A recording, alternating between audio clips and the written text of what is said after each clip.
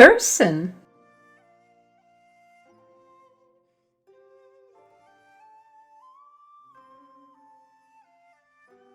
人、人、人。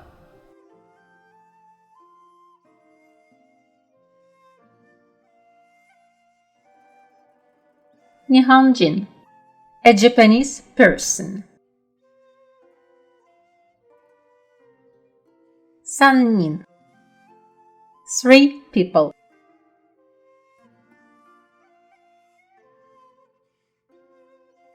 人気 popularity.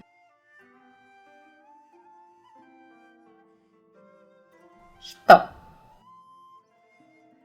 person.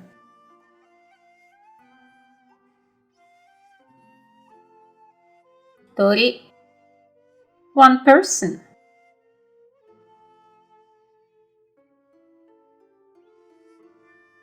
二人 two people.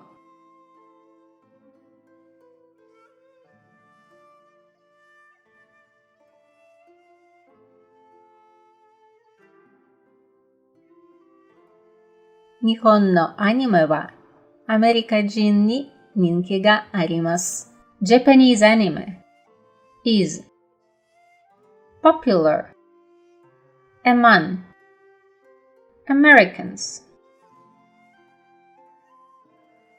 日本のアニメはアメリカ人に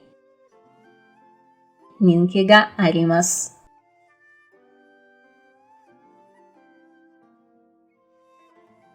その三人はドイツ人ですか？フランス人ですか？ Are those three German, French? その三人はドイツ人ですか？フランス人ですか？